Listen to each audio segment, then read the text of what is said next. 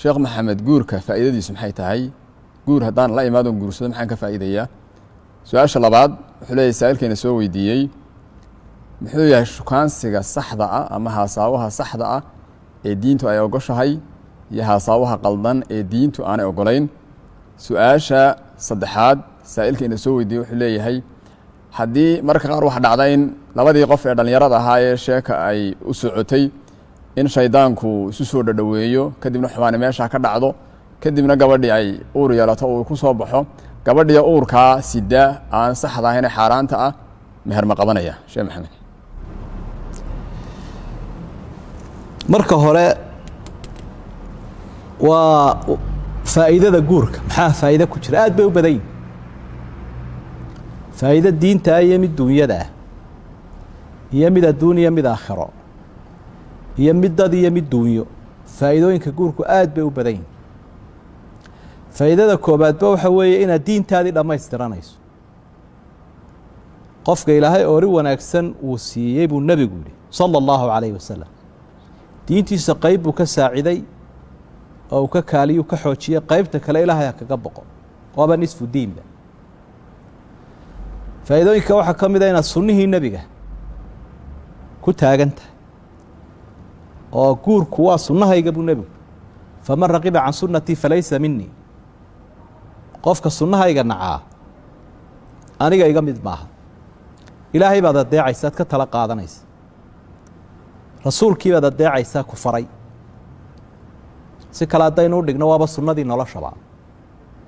wa min kulli shayin khalaqnaa zawjayni lacalakum tadakaruun wax lagu cibro qaato weeye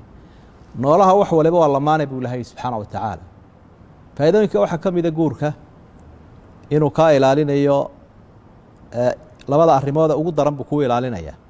waa ishaada iyo ibtaada qofka ishiisa xaaraan ka ilaaliya ibtiisana xumaan ka ilaaliya iyo cawrada jannada kaadhkeedaanu hayaabuu nebigu uri calayhi salaatu wasalaam anigaa u damaanad qaaday jannada waaba labada lagu halaagsamada qofku markuu hamadiisa iyo baahidiisa guto ee qofkiisii xalaashaha uu la nool yahay labada meeloodba waa asturnaanaya waaba labada laga ibtiloobay maanta ee adduunka in badan inkaari kaga dhacday faa'iidooyinkiisa waxaa ka mid ah dee ballankan ilaahay baad helaysaayo dhaqaalahaba kuu kordhayaba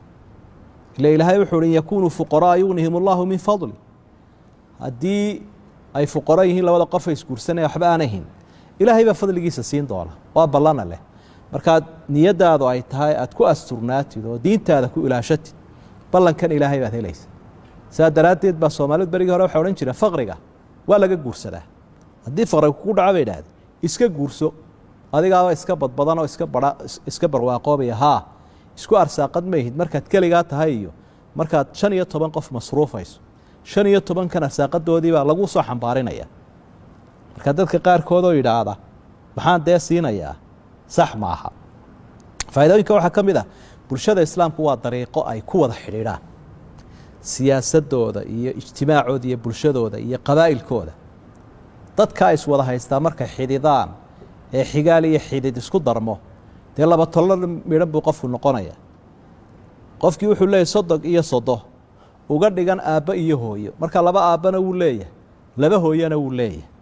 laba seedi buu leeyahay laba walaal buu leeyahay marka tolkiisu wuu badbadan yahay bulshada isku faa'iido uma aha qofka keligii soconaya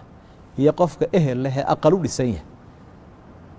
qofka la tirsado ee qaadhaanka iyo lagu xisaabtamo waa qoyska dee qof meel suka ah oo lugaynaya yaa soo helayaba meeluu maray meeluu deganyaba ma hayne ilaa ay sii wadeen fuqahada qaarkood ay yidhaahdeen almiskiinu man laa zawja lahu miskiin waxaa la yidhaha qofkaan xaasba lahaynba miskiin ayuu yahay kan xaaska lehina wuxuunbuu haystaa gundhig faa'iidooyinkooda caawo dhan haddaynu tirinno aad bay u badan yihiin dee waxaba ka midaba sharciga oo uu dabiqayo ka sakow inay ka soo baxayaan awlaaddii ku ducayn lahayd adigoo adduunka ka tegey si kale haddii loo eego waaba cimrigaagiioo la kala jiiday oo muddo dheer baa lagu abtirsanaya oo reer hebel iyo reer heblaayo arrinku noqonaya markaa qofka aan guursan calafkaasoo dhan baa ka maqan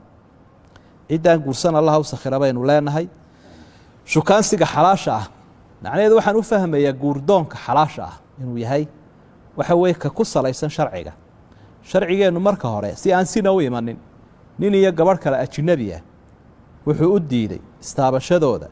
istaawashadooda iyo wada hadalkoodaba waayo waa wadooyinka sinada